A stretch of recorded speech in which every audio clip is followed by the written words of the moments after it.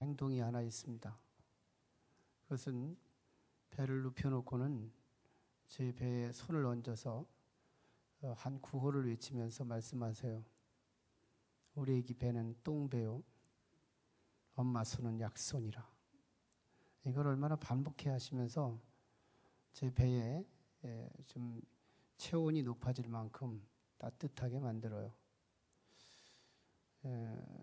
어릴 적에는 딴에 엄마의 손에 어떤 마술이 있나?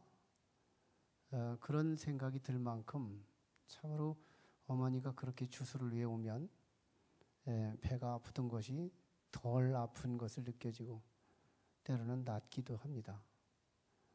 지금에 와서 생각해 보면 참 조상들의 지혜였던 것 같아요. 지혜. 또 하나는 어떻게 보면 민간 요법의 하나일 수 있잖아요. 우리가 소화 기능이 약해졌을 때 장운동이 약해지는 건 당연하고 장운동이 약한 것은 체온이 떨어졌을 때도 가능하거든요. 그러면 배를 문질러서 체온을 높여주고 그래서 혈액순환을 촉진케 되면 소화 기능이 촉진해서 이제 배가 아프던 것도 해결될 수 있겠다. 그런 생각을 해봅니다. 어릴 적에 그 손은 참 대단했어요. 엄마의 손. 오늘 말씀은 여호와의 손으로 오늘을 받고자 하는데요. 이 손이 언제 활동하시고 언제 침묵하시는지 이것만 우리가 구별해도 참 우리 신앙생활에 큰 수지가 또 인생에서 아주 귀한 진리를 발견하고 살아갈 것이죠. 하나님의 손, 여호와의 손. 어느 교회에서 아동부 분반 공부를 하는데 그날의 성서적 주제가 에벤 에셀, 하나님께서 우리를 어떻게 도우시나 하는 물음에 대한 가르침이었어요. 선생님이 잘 그 상황을 설명을 해주고 하나님이 우리를 도우시는 여러 채널들을 얘기해주고 설명을 해줍니다. 그리고 나서 종이를 내주고 크레파스 하나씩 주면서 너희들 하나님이 도우시는 것을 어떻게 도우시나 이거에 대해서 너희들 나름대로 한번 창조적으로 표현해봐라. 이렇게 아이들에게 주문을 하고 한참을 그리도록 허락해요. 성의 있게 그리는 아이, 정성스럽게 그리는 아이, 여러 양태로 나타나게 됐지만 다 그림을 그린 후에 선생님은 아이들의 그림을 하나하나 멘트를 해주세요. 이거 너무 참 잘 그렸다. 이게 또 뭐니? 지혜로운 선생이어서 어떤 아이도 책망은 없었지만 해도 그 아이의 그 그림의 설명을 들어가면서 재미있게 진행돼요. 근데 한 아이가 그림을 참 이상하게 그린 그림이 있었어요. 아이에게 질문해요. 얘야, 너 이게 뭐니? 그때 아이는 선생님에게 이렇게 단언해요. 이건 하나님의 손이에요. 그래? 그리고서 보니까 손인 것 같아요. 근데 이 손은 손인데 이상하게 그린 거예요. 두 가지 특징이 있는데 하나는 하나님은 조그만하게 해놓고 손은 이 끝에서 저 끝까지 길게 하는 거예요. 굉장히 긴 어떤 기형적 손을 그린 거예요. 그리고 이 손이 꼬불꼬불해요. 그래서 왜 이렇게 그렸니? 그랬더니 그거 당연하잖아요. 이 세상이 얼마나 넓어요. 그래서 손이 짧으면 안 되지 않겠어요? 세상 사람들을 다 도우시고 계시는데 하나님께서 손이 짧으면 안 되시지 않겠어요? 하나님은 손이 길 것 같아요. 그리고 이 세상은 얼마나 숨은 곳도 많고 지하도 있고 지상도 있고 우리 호주머니도 있고 이런데 우리가 기도하면 하나님이 들어주셔야 되는데 빤듯하면 되겠어요? 굽은 곳이라도 깊은 곳이라도 하나님이 도울 수 있는 그런 손을 저는 이렇게 표현해 봤어요. 선생님이 아주 은혜를 받는 거예요. 야, 선생님도 깨닫지 못하는 진리를 하나님께서는 너에게 그런 지혜를 주셨구나. 아이들에게 박수를 쳐주고, 그냥 선생님도 깨달은 거래요. 하나님의 손, 하나님의 구원의 손. 성서는 구원의 책이잖아요. 구원의 책일 때 그 구원하시는 그 하나님의 이미지가 여호와의 손으로 나타나지 않겠어요? 여호와의 손.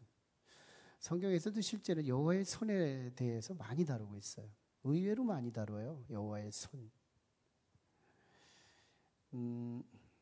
특별히 민수기 11장 4절로부터 23절까지 내용을 제가 소개해드리면, 이스라엘 백성이 광야에서 참 묘한 음식을 먹기 시작해요. 그게 만나. 이게 뭐야? 하는 그런 뜻을 갖고 있는 만나였어요. 만나를 처음 먹을 때는 신기했어요. 참 맛있다. 달콤하다. 맛도 있고 꼬숩기도 하고 뭐 이런 특징을 가져요. 아무리 맛있는 것도 2번, 3번 계속 반복해서 몇 달, 몇 년 이렇게 먹어봐요. 지루하지 않겠어요? 지루한 거예요. 반복에 식상한 우리 인간의 특징을 갖고 있는데, 히브리 백성들도 그렇게 만나 먹는데 지루해요.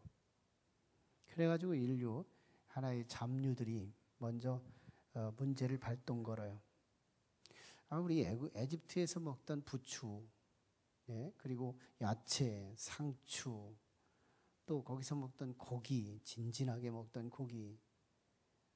이거 우리 왜 안 주냐 이거. 이 광야에서 어떻게 먹냐 이거예요. 그러가면서 모세에게 막 얼마나 항거하는지. 모세가 대안이 있었으면 지치지를 않았을 거예요. 대안이 있었으면. 고기 달라고 하는 백성들에게 대안이 있었으면 그래도 그건 내가 해결할 수 있어. 그러니까 내가 지도자지.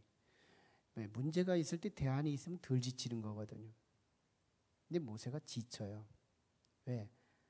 고기는 달라고 하는데 이 황량한 이 광야에서 무슨 고기를 얻을 수 있어요? 우리들이 가축을 키우고 있는데 하나님께 드리고자 몇 마리 가지고 온 가축이 있지만, 이 가축을 잡아서 백성들을 먹인다니 장정만 60만이라고, 그리고 소소한 어린 아이들까지 포함하면 200만 추산되는 그런 어마어마한 민족이 출애굽을 해서 나온 건데, 그들에게 배부르게 먹일 수 있는 고기가 도대체 양을 잡아서 가능하겠어요? 소를 잡아서 가능하겠어요? 바다의 고기를 다 끌어낸다고 해서 가능하겠냐? 그 모세가 하나님 앞에 막 그 탄식적 기도를 드립니다. 얼마나 힘들었으면 그래. 지도력이 힘듦이 온 거예요. 하나님, 내가 이 백성 땄어요? 애당초 내가 시내산에서 이 백성들 내가 구원하지 않겠다고 했잖아요. 왜 나보고 이렇게 강권해서 나를 보내더니 이렇게 나를 힘들게 하시는 거예요. 민수기 11장은 막 하나님 앞에 대드는 기도를 드려요. 대안도 없이 백성들의 이렇게 막 외쳐대고 불만을 쏟아내며 고기를 달라고 하는데, 줄 게 없는 모세로는 하나님 앞에 이렇게 떼구정이를 쓰지 않을 수 없었어요. 그때 하나님이 축복적 차원이 아니라 진노적 차원에서 대안을 주세요. 내가 너희들에게 한 달 내내 먹고도 남을 수 있는 고기를 주겠다. 나중에 이제 주시잖아요. 그게 메추라기예요. 메추라기가 색과 종류로 지중해의 계절풍에 따라서 막 때로 하늘이 안 보일 만큼 막 때로 날아가는 그런 때가 있어요. 그 원행을 날아서 가다가 가끔씩 이 광야가 너무 멀고 앉을 자리가 없이 막 계속 가다가 지쳐서 가끔씩 떨어지는 새들이 있긴 한데, 이건 하나님의 역사죠. 하나님의 역사예요.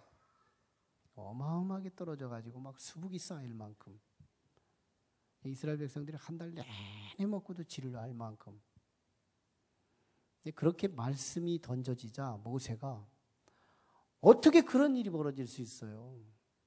언제나 개연성으로 하나님의 뜻을 조명해요. 이성 가지고 개연성 가지고 그럼직한 시점에서만 언제나 하나님의 말씀을 이해하려고 하죠.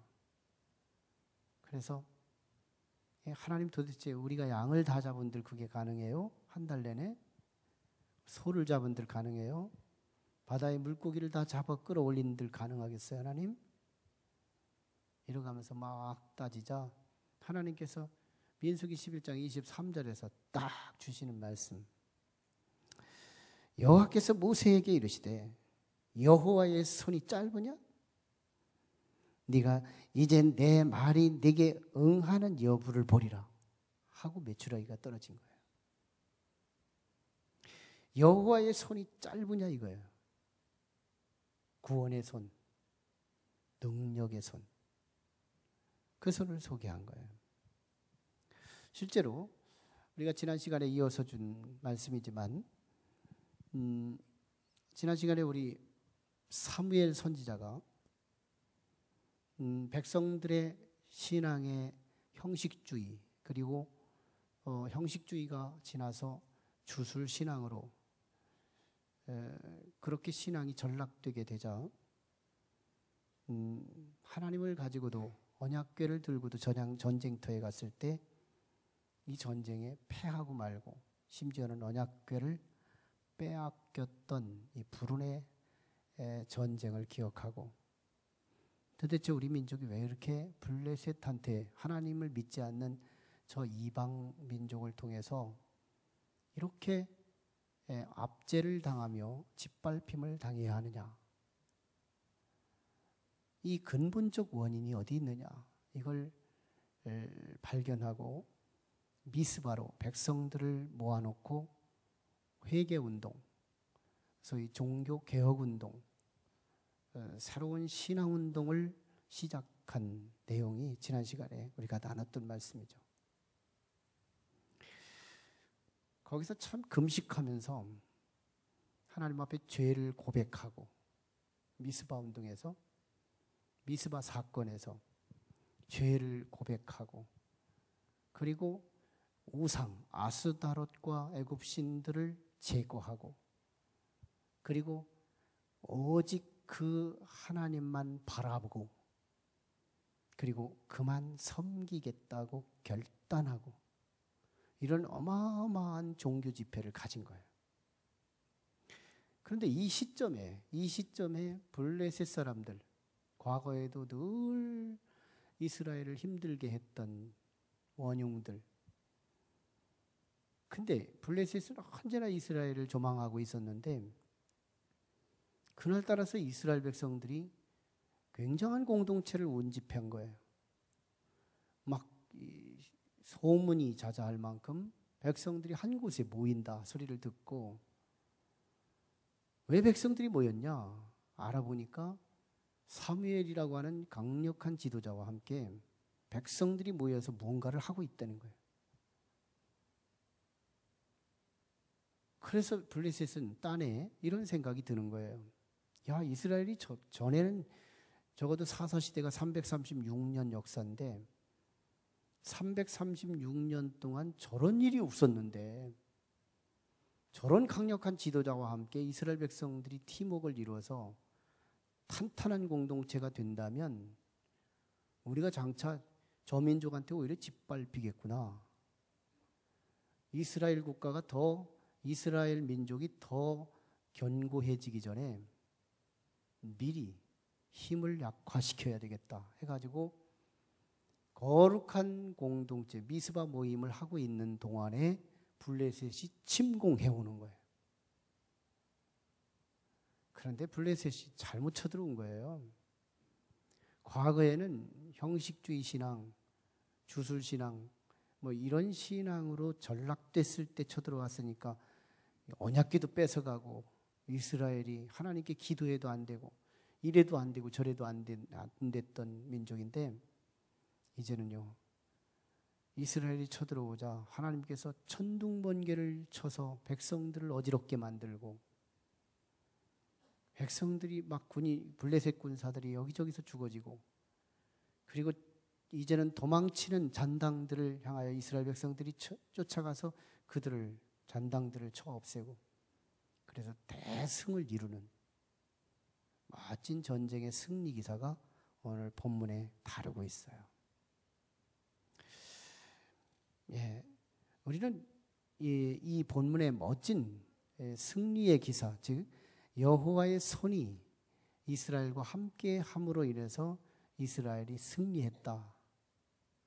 그리고 단순히 승리만 아니라 이스라엘 백성들이 승리한 뿐만 아니라 에그론 땅을 잃어버렸었거든요. 과거에 블레셋이 쳐들어와서 에그론 땅을 빼앗아 갔고, 그리고 가드 땅, 그리고 동서남북 땅을 다 이렇게 빼앗아 갔던 과거의 전쟁.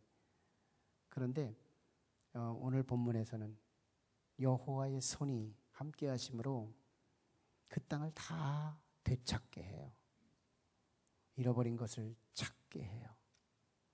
잃어버린 언약궤를 찾으니까, 잃어버린 하나님을 찾으니까, 잃어버렸던 하나님과의 관계를 회복하니까 잃어버렸던 땅도 찾고 잃어버렸던 평화도 찾아요.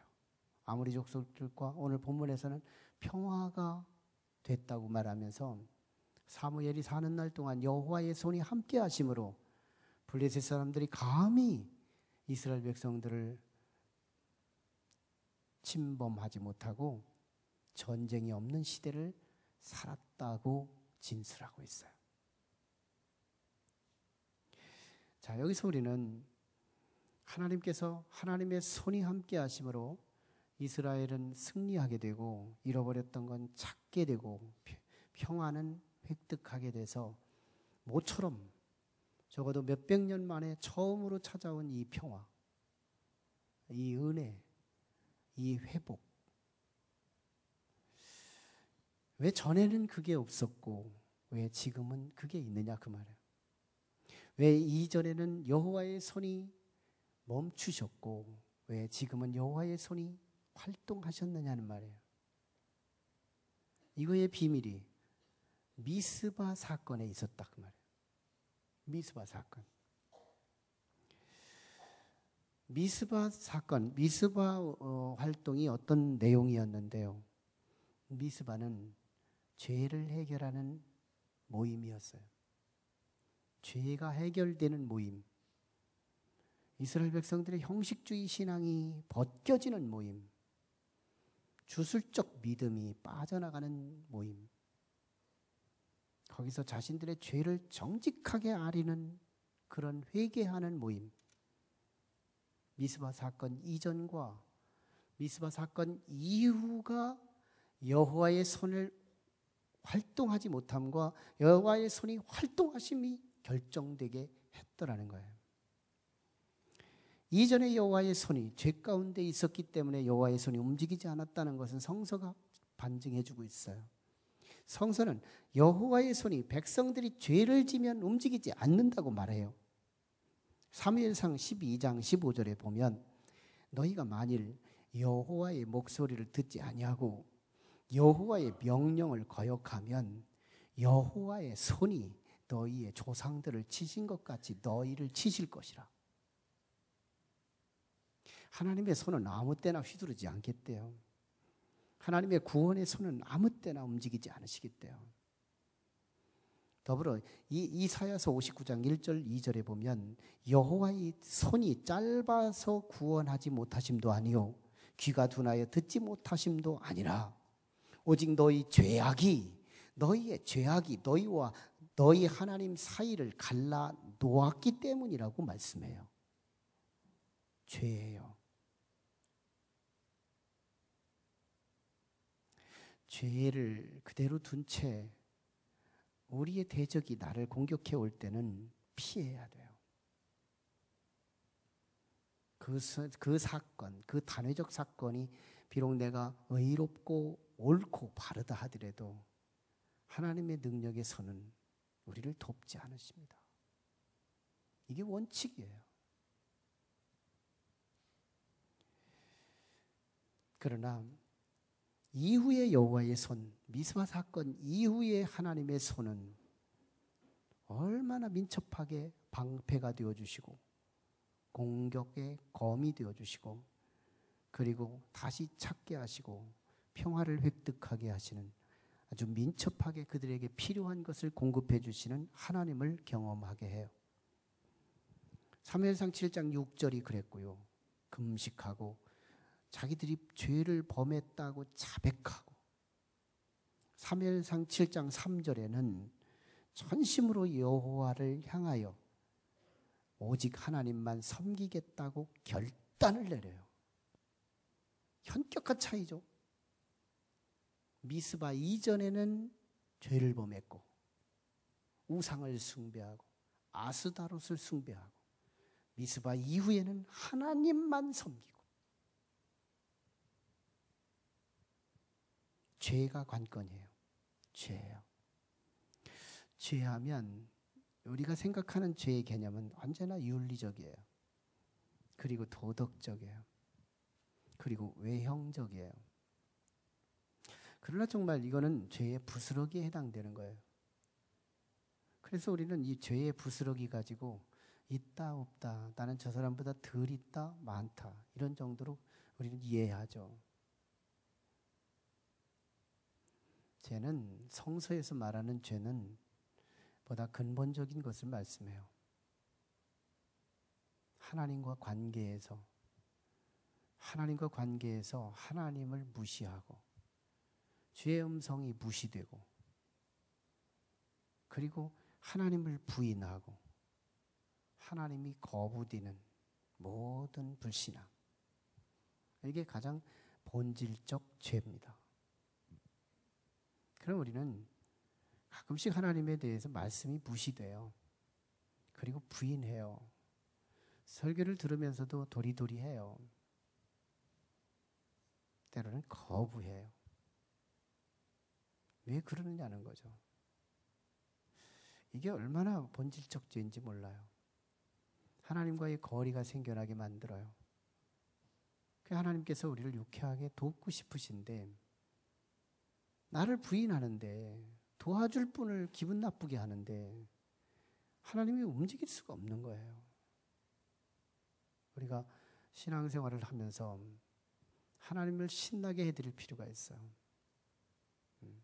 하나님의 존재를 인정해드리고 하나님을 받아들이고 하나님의 말씀을 내 몸에 받아서 흉내라도 내보고 말이죠. 실천하려고 하는 그런 뭔가의 의지적 움직임이 있어야 하나님이 우리 앞에서 하나님이 되지 않겠어요? 하나님이 우리 앞에서 존재감을 못 느끼시게 하면 하나님이 유쾌하게 당신의 손을 움직여 우리를 구원하실 수 없다 그 말이죠. 그래서 우리는 회개를 이렇게 해요. 하나님, 또 죄를 졌어요. 이번만 용서해 주세요. 그리고 다음에 또 해요. 또 죄를 졌어요. 하나님, 이번만 용서해 주세요. 용서해 주세요. 이거 회개 맞아요. 이렇게 회개를 시작하는 거 맞아요. 그런데 이런 회개만 계속 반복하면 성장이 안 되는 거예요. 이제는 이런 소극적 회개, 소극적인 신앙생활이 아니라 능동적인 회개, 적극적이고 능동적인 믿음의 표식을 보이는 회개, 이 회개가 필요해요. 그 회개가 뭐예요? 하나님의 뜻을 붙잡느냐, 내 뜻을 유지하느냐, 이거예요. 여러분, 죄 가운데 있다고 생각해 봐요. 죄 가운데 있는 사람은 다 자기 뜻을 이루려고 하는 데 있어요. 우리가 회개했다고 생각해 봐요. 아, 저 사람 정말 회개했어. 정말 하나님 백성 맞아. 이럴 적에 그 사람을 한번 뜯어보라고요. 그 사람의 뜻은요, 자기 뜻은 내려놓고 하나님의 뜻에 몰라서 못할 뿐이지 알기만 하면 째까닥 하려고 하는 준비가 돼야 됐어요. 이거 우리 회개는 하나님의 뜻을 붙잡는 거예요. 이제는 뭘 해서 용서해달라고 씻어달라고 이런 아주 너무너무 게으른 회개가 아니라 보다 능동적인 하나님의 뜻을 붙잡는 거예요. 과거에는 내 뜻을 붙들고 고집부렸다면 이제는 내가 하나님 뜻 붙들고 능동적으로 실천하겠습니다. 이거보다 더 큰 회개가 어디 있어요? 여러분, 여호와만 바라보고 그만 섬기겠다고, 하나님만 섬기겠다고, 하나님의 뜻을 따르겠다고 이렇게 강하게 외치는 이스라엘 백성들이 미스바 운동이 그 이후에 하나님의 손이 구원의 손, 능력의 손, 회복의 손, 평화의 손을 이루게 하셨다. 이스라엘의 땅을 분류하면 팔레스타인 지역을 3등분할 수 있어요. 왼쪽에 서쪽 지역에는 지중해가 있고 동쪽 줄기에는 요단강이 흘러내리며 상부에는 갈릴리 호수가 있고 하류에는 사해 바다가 있어요. 그래서 지중해와 이 요단강 사이를 길쭉한 지도가 있는데 여기를 3등분하면 상부 가나안, 중간에는 중부 가나안, 아래쪽은 남부 가나안으로 구분돼요. 그래서 중부 가나안이 과거의 역사 왕정 시대 전후에 분류를 해보면 이 중부 가나안 땅이 사마리아 사람들이 거주하는 땅이에요. BC 722년도 이후에 북이스라엘의 서울이 사마리아인데 이 북이스라엘 사람들이 아수르 제국에 의해서 끌려가요. 그러다가 나중에 이제 다시 돌아오게 되는데 거기에 그 중부 가나안 지역에 북이스라엘에 끌려가다 남았던 사람들이 그 땅에 아수르 사람들이 막 똑똑한 사람들을 거기다 심어놨어요. 그래가지고 거기서 사는 동안에 하나님의 약속의 백성이 아닌데도 이방인인데도 또릿또릿하고 괜찮거든요. 예쁘기도 하고 그렇거든요. 그래서 늘 혼인을 하게 되면서 혼혈족이 돼버리고 말아요. 그게 역사적인 아픔을 갖고 있는 거죠. 그래서 이스라엘 백성들이 이 귀환기, 포로기에서 다시 돌아온 이후에는 역사적 상처의 지역이 돼요. 그래서 예수님 당시만 해도 이스라엘 백성들이 이 중부 가나안을 통과하지 않는 것이 그날의 축복이에요. 그래 하루에도 기도하면 하나님, 저 사마리아 땅을 밟지 않게 하시고 내게 사마리아 사람을 만나지 않게 해주세요. 저렇게 진리와 타협하지, 비진리와 타협하면서 살아가는 개보다도 못한 저 사람들을 보는 것 자체가 은혜가 안 돼요. 저들을 보지 않는 은혜를 주시옵소서. 그 예수님의 제자들도요, 예루살렘에서 갈릴리로 가려면 요단강 동쪽으로 돌아서 가요. 그렇게 돌아서 가요. 왜? 재수 나쁜 사람들 안 보려고. 근데 예수님은 직진하세요. 참 유대인들이 원수처럼 여기고 혼혈족을 참 개보다도 못한 저런 민족을 만나면 안 된다고 제자들도 생각했는데 예수님은 직진해요. 한 번은 예수님의 제자들을 미션을 주고 예수님께서 사마리아로 들어가세요. 들어갔더니 우물이 하나 나오죠. 그 우물이 하나 나와서 거기서 좀 기다리고 있었는데 한 여인이 정오쯤에 물동이 하나를 이고 오는 거예요. 그래서 그 물동이 하나를 이고 와서 물을 퍼고 있을 때 예수님께서 말씀하세요. 여인이여, 내게 물을 한 모금 달라. 그때 그 여인이 당황하는 거예요. 왜?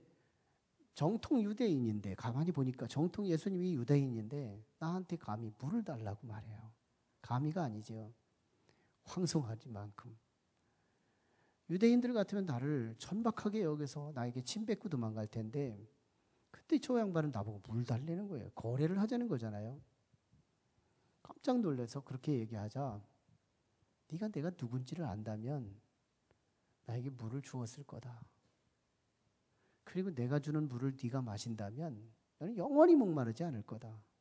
이 여인은 물 들어오는 것이 스트레스거든요. 왜? 물 들어오다 이 사마리아 사람 만나거나 유대인 사람 만나면 막 얼마나 학대를 당하고 더군다나 윤리적으로 장녀같이 살았던 이 여인이잖아요. 그래서 사람들한테 구설수당하는 게 그렇게 스트레스를 받는 거예요. 그래서 한낮 태양열이 장렬히 내렸지는 정오에 물을 들어왔던 건데 예수님이 의외로 자기와 대화를 걸면서 물을 달라고 말하는 거예요. 내가 누군지를 알았더라면 나에게 물을 주었을 것이다. 그러면서 예수님께서 이 여인의 심층을 조명해요. 난 네가 누군지 안다. 넌 지금 네 남편을 한번 데리고 와볼래? 이 여인은 양심이 발동돼요. 제 남편은 없는데요. 네 말이 옳도다. 정직한 그 영에게 하나님은 거래하세요. 네 말이 옳도다. 너는 지금 남편이 5이 있지만 지금 있는 남편도 네 남편이 아니라. 전율이 오죠. 예수님의 이 소리를 들은 이 사마리아 여인은 전율이 오는 거예요. 누가 말해줬는지 모르지만 말이죠. 결국 거기서요. 예수님을 그리스도라고 고백해요. 당신은 그냥 일반적인 유대인이 아니라 우리가 오고 오는 세대마다 기다렸던 그 그리스도, 역사의 희망. 예수님이 그리스도인 걸 깨달아요. 막 그 여인이 막 성령이 침에 취한 것이 된 거죠. 그래서요, 자기가 만난 이 놀라운 위로의 그 주님, 이 상처에도 나를 상관해주고 나에게 막 정말 위로해주고 소망을 주시는 이 예수님을 만나자 기쁨이 가득해서 이 여인이 거기서 머물러 예수님하고 계속 이야기하려고 하지 않고 어떤 일을 한지 아세요? 사람 안 만나려고 정오에 활동하던 이 여인이 도시로 들어가요. 즉 사마리아 도시로 들어가요. 그리고 그 도시에 들어가서 복음을 증거하는 거예요. 그 사이에 제자들이 왔어요. 그때 제자들에게 예수님께서 하셨던 말씀이 신년 벽 뒤에 저한테 주신 말씀이었어요. 그 요한복음 4장 34절 예수께서 이르시되 나의 양식은 나를 보내신 이의 뜻을 행하며 그의 일을 온전히 이루는 이것이니라. 아멘. 어떤 신랑이 결혼하면 신랑은 가끔씩 밥을 못 먹잖아요. 바빠서 인사하느라고. 근데 사람들은 밥 못 먹는 것을 향해서 이렇게 말해요. 신랑은 밥 안 먹어도 괜찮아. 오늘 그래도 배부르잖아. 왜? 자기가 하고 싶었던 근왕의 최고의 뜻을 실천했거든요. 그래서 그 뜻을 이루는 그날이기 때문에 안 먹어도 배부른 거예요. 예수님의 양식이 뭔지 아세요? 예수님 그날 점심 안 드신 거예요. 예수님이 만족해 하시는 그게 뭐예요? 아버지의 뜻을 온전히 이루는 이것이니라. 제자들이 오해를 하는 거예요. 예수님한테 누가 점심 갖다 드렸나? 누가 먼저 갖다 드려서 잡수신 건가? 아니에요. 못 알아들어요. 못 알아들어. 주님의 배부르심은 주님의 뜻을 실천하는 누구를 보면 안 먹어도 배부르신 분이세요. 하나님의 뜻에 목말라 하시고 하나님의 뜻에 배고파 하시는 주님을 안다면 우리는 회개는 더 이상 주여 용서해 주세요가 아니에요. 다이렉트로 주님 뜻 붙들고 시작하면 되는 거예요. 오늘부터 붙들고 시작하면 되는 거예요. 회개는 이제 구질구질하게 하는 게 아니에요.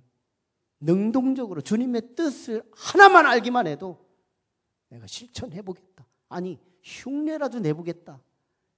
이게 회개자의 모습이에요. 이게 미스바예요. 이게 미스바 사건의 핵심이에요. 미스바 이전과 이후는 동일한 이스라엘 민족이에요. 동일히 하나님을 믿는다고 하는 민족이에요. 동일한 블레셋 백성들이에요. 이전에도 그 백성들이고 그 블레셋 사람이고 이후에도 그 블레셋 사람이고 이전에도 그 이스라엘 사람이고 이후에도 그 이스라엘 사람들이에요. 그들이 맞붙어서 싸웠는데 이전은 여호와의 손이 돕지를 않으셨고 이후에는 여호와의 손이 도우셔서 잃어버렸던 땅까지도 회복하게 하고 불안했던 전국이 평화의 민족으로, 블레셋은 이제는 쳐들어올 수 없는 전국으로, 평화의 민족으로 하나님께서 손으로 도와주셨더라는 거예요. 똑같은 이스라엘 백성이었어요. 똑같은 대적들이었어요. 똑같은 전쟁이었어요. 그런데 한 전쟁은 여호와의 손이 목석처럼 가만히 있었다면, 한 전쟁은 여호와의 손이 민첩하게 이스라엘이 필요한 곳에 가서 우박이 필요하고 천둥이 필요하면 하늘을 진동케 하고, 잃어버렸던 땅이라면 그 땅을 다시 찾아오게 만들고, 불안했던 이 가슴이 평안한 가슴으로 바꿔주시는 하나님의 이 활동하심이 얼마나 구비구비, 어린아이가 하나님의 그 긴 손과 꾸불꾸불한 그 손으로 우리의 어느 곳을 숨은 곳이라도 그늘진 우리의 우울증조차도 하나님의 손이 들어가는 곳곳마다 밝음으로, 회복으로, 놀라운 평화로 회복시켜주시는 여호와의 능력의 손이 우리 것이 되기를 원합니다. 그래서 오늘 이 예배가 전 미스바의 예배가 됐으면 좋겠어요. 이 미스바의 예배가 여기 오기 이전과 여기 온 이후가 우리의 삶의 양태가 달라지게, 놀라운 여호와의 구원의 손이 내 것이 되는, 하나님 앞에 실오라기 같은 것 하나라도 주께 말씀드리면 주님이 바쁘게 그 손을 움직이셔서 내 편이 되시고 나와 함께 하시는 그 주님을 경험하는 저 여러분 되기를 주의 이름으로 축원합니다. 기도하시죠. 우리 같이 기도해요. 하나님의 손은 이스라엘의 패전 과거에도 있었고 이스라엘의 승리 이후에도 있었습니다. 동일한 하나님의 손, 그때는 죽지 않았습니다. 이때도 살아있기 때문입니다. 하나님의 손이 구원의 능력으로 우리가 경험할 수 있는 유일한 시금석은 회개하는 것이죠. 미스바의 회개운동. 그러나 이제는 우리는 찌질찌질한 회개가 필요치 않아요. 다이렉트로 이제 하나님의 뜻을, 내 뜻을 내려놓고 아버지의 뜻을 실천하기 위해서. 그 뜻이 뭐예요? 영혼 구원이에요. 사마리아 여인이 이제는 주님 만난 뒤에 사마리아 시내로 들어가서 영혼을 구원하는 모습을 보며 주께서 점심 먹었다 이렇게 말씀하신 것처럼 오늘 우리들도 영혼 구원이에요. 우리의 직장의 동료들에게 돌아오는 한 주간 여러분들이 오늘 예배가 미스바 예배가 될 수 있다면, 우리의 가정에서 믿지 않는 우리 자녀들 향해, 믿지 않던 우리 부모님, 믿지 않는 우리 형제들, 믿지 않던 우리 직장의 동료들에게 흉내라도 내고 돌아와야 돼요. 주여, 복음을 증거하고 영혼을 구원하는 일이 하나님의 뜻 중에 뜻임을 믿습니다. 그나들이 아무리 밭에 가서 농사를 잘 졌다고 해도 잃어버린 둘째 아들을 잃어버린 그 아버지의 가슴은 만족이 채워질 수가 없었듯이 잃어버린 그 영혼을 주께로 인도하는 그날 아버지의 뜻은 이루어져서 그날 점심 안 드셔도 괜찮은 하나님의 그 흡족한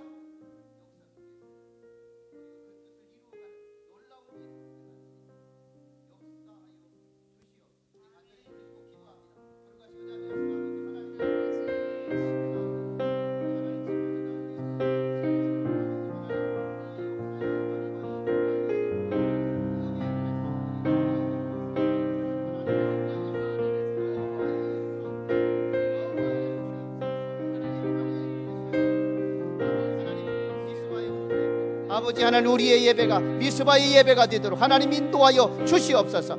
이제 아버지 하나님 눈물만 짜며 다시 반복하는 식상한 회개가 아니라 아버지의 뜻을 붙드는, 아버지의 뜻은 영혼을 구원하는 일임을 오늘 아버지 요한복음 4장 34절에서 우리에게 말씀하고 있습니다. 아버지의 뜻을 붙드는 것이 아버지 하나님 진정한 회개임을 알고 이제 우리가 돌아오는 한 주간 동안 아버지의 뜻, 영혼 구원, 아버지 이것이 우리의 하나님의 뜻임을 알고 주님은 점심을 안 잡수고도 잡수신 것처럼 진배 없이 우리 주님이 선포하신 것처럼 아버지 오늘도 우리 주님을 배부르게 해드리는 아름다운 순종하는 주의 백성들이 되도록 인도해 주시옵소서. 역사하실 우리 주 예수님 이름으로 기도하옵나이다. 아멘. 우리 다 같이 자리에 일어나셔서 우리 같이 잃어버린 법궤를 찾아서 같이 찬양하시고 한 목사님 나오셔 축도하십니다.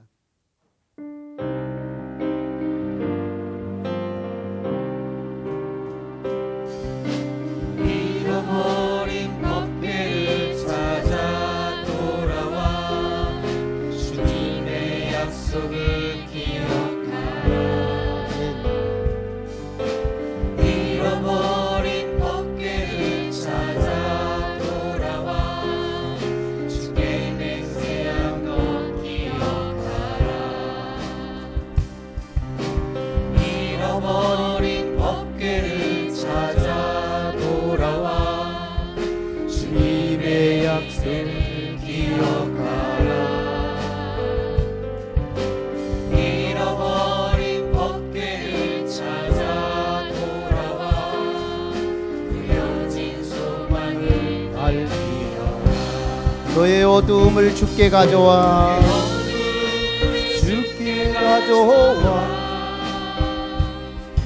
너의 모든 죄를 돌이키라. 너의 연약함을 주께 가져와 주의 강한 손을 일으키리라. 너의 어둠을 주께 가져와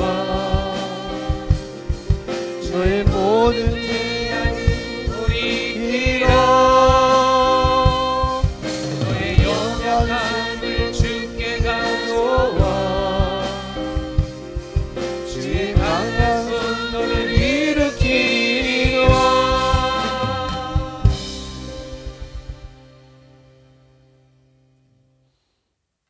지금은 살아계셔서 역사하시는 예수 그리스도의 은혜와 우리와 함께 계시사 우리를 구원하신 하나님의 거룩하신 손으로 우리를 감싸주시고 만져주신 은혜와 성령님의 감동, 감화, 역사 충만하심이 여기 은혜 받고 머리 숙인 모든 심령들로 함께 하시기를 간절히 축원하옵나이다. 아멘.